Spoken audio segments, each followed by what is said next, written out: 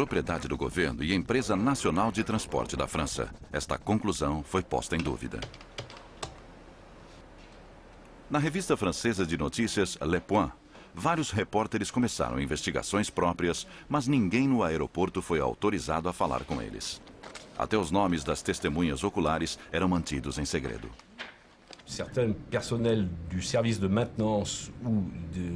Entramos em contato com o pessoal da Air France, da tripulação de solo ao pessoal de voo, inclusive pilotos e aeromoças. Nenhum deles respondia a nenhuma pergunta. Parecia um encobrimento, como se eles tivessem ordens para não falar. O segredo que cercava o acidente provocou suspeitas de que não se estava contando toda a verdade. Na minha opinião, nem a Air France nem as autoridades de investigação sabiam realmente o que tinha acontecido. Haviam questões demais políticas ou econômicas em jogo, ainda mais porque a Air France estava prestes a ser privatizada. Queriam encerrar os arquivos sobre este caso o mais breve possível. A batalha legal se fixou em Londres. A Continental Airlines parecia ser a responsável e as famílias das vítimas estavam lutando pelo acordo mais alto possível. A situação era muito tensa. Parecia que não se poderia conseguir um acordo fora dos tribunais. Havia um risco muito alto de que teríamos de enfrentar um processo legal num tribunal norte-americano. Um processo legal nos Estados Unidos é algo que toda companhia de seguros europeia quer evitar. Os tribunais americanos tendem a conceder acordos muito mais altos do que aqueles na Europa. Ainda que a Continental Airlines fosse oficialmente responsável pelo acidente, eles não teriam que cobrir a soma integral. A Air France também teria sua parcela.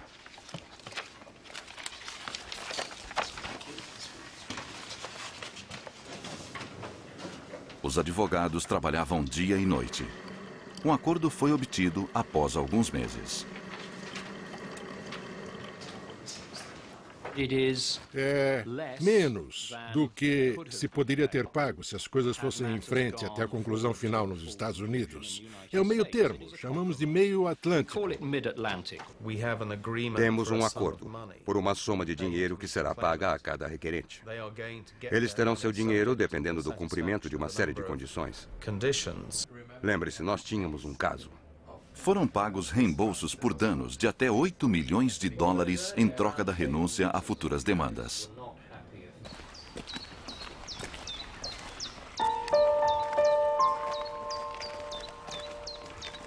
Todas as famílias das vítimas aceitaram o acordo, antes mesmo de o relatório final do inquérito estar concluído. Jörg Maier perdeu os pais no acidente. Como todos os outros, ele abriu mão do direito a qualquer outra investigação. Ele gostaria de saber mais, mas agora é muito tarde.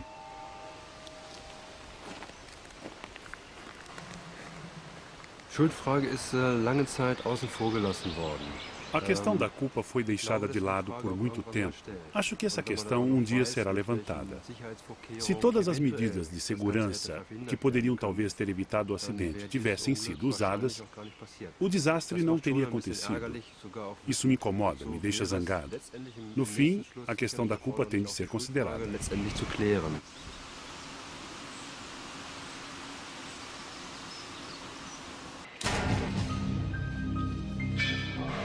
Enquanto a investigação prosseguia, o acesso aos destroços era mantido totalmente restrito. Os dados de voo da caixa preta e dos gravadores de voz da cabine de comando foram encontrados. Fomos dar uma volta no local do acidente e achei os 2 gravadores de voo no terreno junto ao hotel.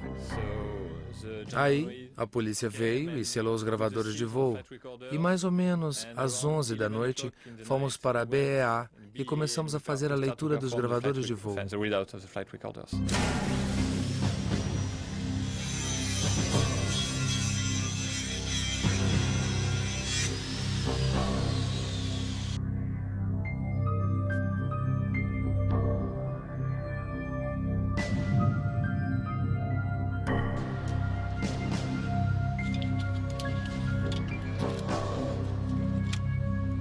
A A recuperação da caixa preta e das gravações de voz da cabine de comando fez surgir esperanças de que a causa do acidente fosse revelada.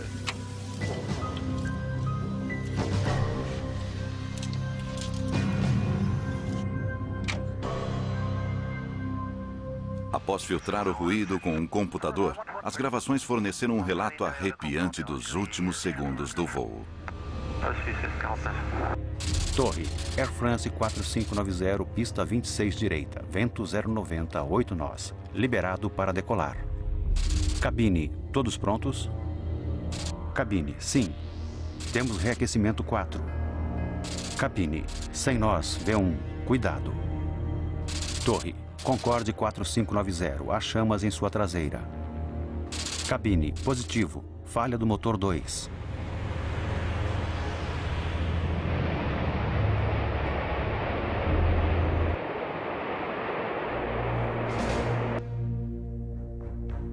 Os dados das gravações do voo pareciam confirmar a teoria inicial do acidente. O Concorde pegou fogo num ponto em que estava muito rápido para abortar a decolagem, mas muito devagar para um voo estável.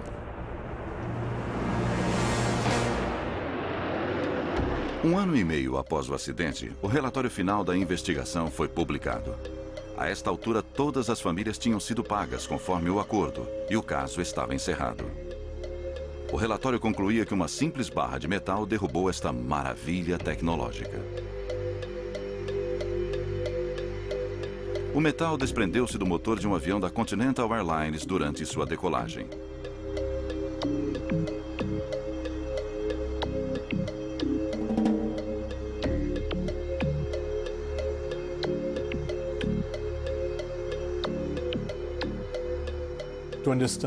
Para entender este acidente e para entender o incêndio, é preciso entender os vários passos do acidente. O primeiro é o dano ao pneu por uma barra de metal na pista de decolagem. O segundo são blocos soltos do pneu. Blocos pesados do pneu que atingem a asa, que também é um tanque.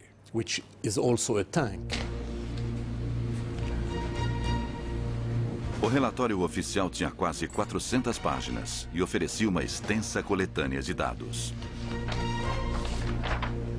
No entanto, um número de graves erros técnicos revelados no relatório foi inteiramente ignorado na conclusão final.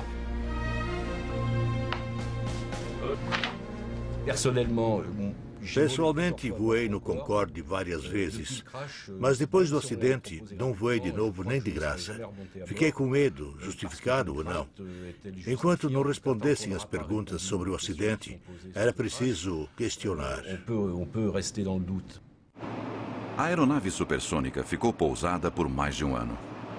A fim de recuperar sua licença, a Air France e a British Airways empreenderam a maior reforma já feita em sua frota de Concordes.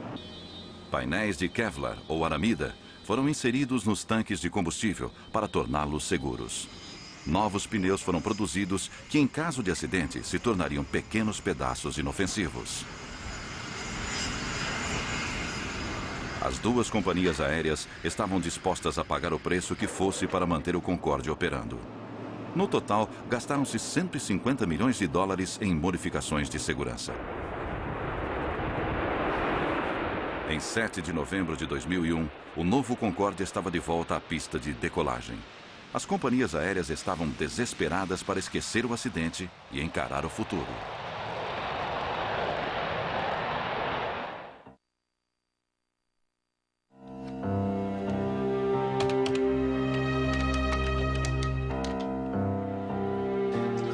Alô, eu preciso de um número em Paris, por favor.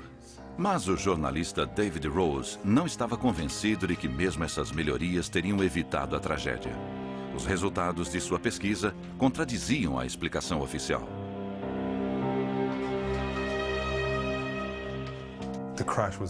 O acidente era evitável. Mesmo que o avião fosse atingido por um pedaço de metal na pista de decolagem, o pneu tivesse estourado, o fogo começasse e os motores começassem a falhar, se outros erros não fossem cometidos, esse avião poderia, com total probabilidade, ter pousado em segurança. As conclusões de Rose concentravam a culpa na Air France. Ele questionava seu papel na investigação.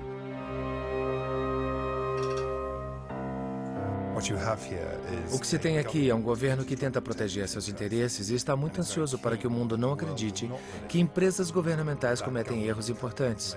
Mas eu acho que quanto mais se analisa isto, há mais erros muito graves que foram cometidos pelo Departamento de Manutenção da Air France, depois pelo piloto no dia do acidente. De acordo com Rose, os problemas começaram durante a última inspeção do trem de pouso.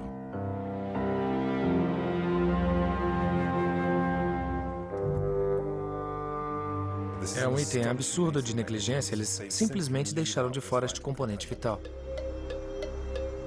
Faltava uma peça crucial do trem de pouso do avião condenado, o chamado espaçador. A função dele é manter as rodas no alinhamento certo. Quando falta o espaçador, as rodas podem deslizar, levando o avião a se desviar da linha central da pista.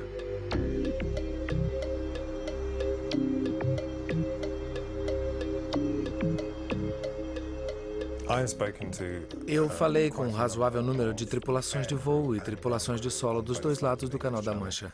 Alguns deles ainda trabalham para as companhias aéreas, alguns saíram e podem falar. O pessoal do Concorde, todos eles concordam com as conclusões do meu relatório. Rose está convencido de que o acidente foi resultado de erro humano e poderia ter sido evitado.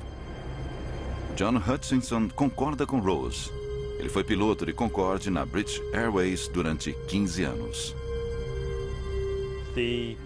O fato do espaçador estar faltando no trem de pouso esquerdo, na verdade, foi identificado por um dos engenheiros de solo da equipe da British Airways, que se apresentara para ajudar no local do acidente. E ele chamou a atenção das autoridades francesas para esse espaçador que faltava.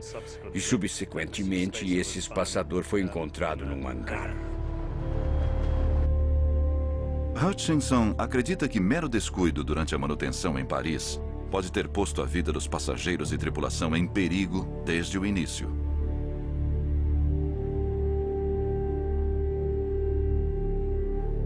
Uma fotografia tirada imediatamente após o acidente revela que o malfadado Concorde não corria pela pista em linha reta.